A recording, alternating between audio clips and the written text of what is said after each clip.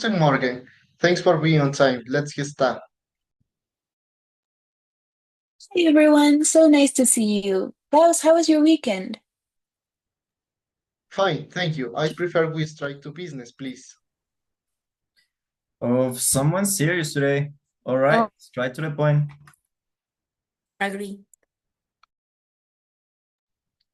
Anna, as per the schedule today, we are supposed to present the final design.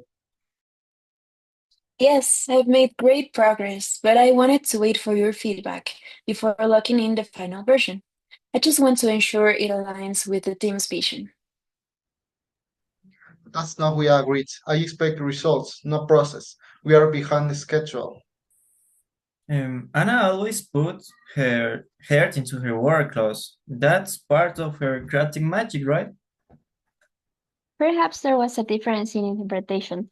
In France, for example, we also value review for the final product. A preliminary review is helpful, but the final decision belongs to the project leader. I understand, but I feel there hasn't been room for dialogue. I feel like my working style isn't respected. It's not about respect, it's about efficiency.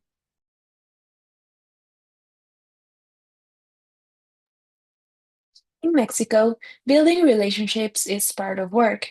It's not informal, it's about trust.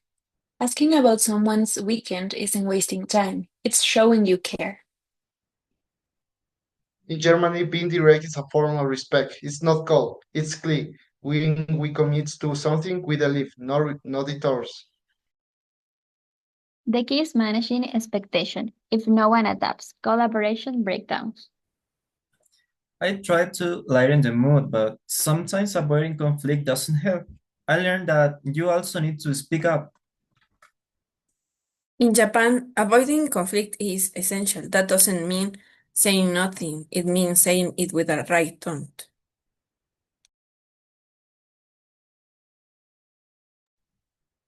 I propose we review the design together this week and clearly agreed on expectation goal for what. Sounds fair. Thanks for opening up that space. Looks like we are learning. The next time starts with jokes and a virtual coffee. Acceptable, as long as it starts on time. Well, the summary, this short film show a virtual meeting between professionals from different cultures working on a joint project. What started a routine check and quickly becomes a cultural clash due to different communication style, work, place, and view of hierarchy. The German manager, me, expectation directs and punctual delivery. The Mexican designer prefers a more relationship and flexible process.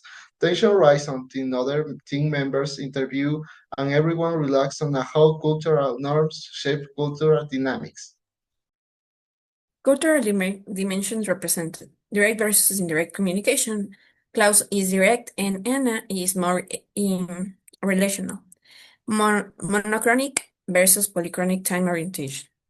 Germany values punctuality and agendas, and Mexico and Colombia are more flexible with time. About the power distance, Akira respects the hierarchy and expects clear leadership. For conflict avoidance versus the confrontation, Japan avoids direct the confrontation and Germany values the bluntness. The misunderstanding at great cost. The German manager interpreted the designer's relational and flexible approach as unprofessional. In contrast, the designer felt disrespected by his cold and demanding attitude. The misunderstanding arose from a lack of awareness about cultural difference in how professionalism and communication are expressed.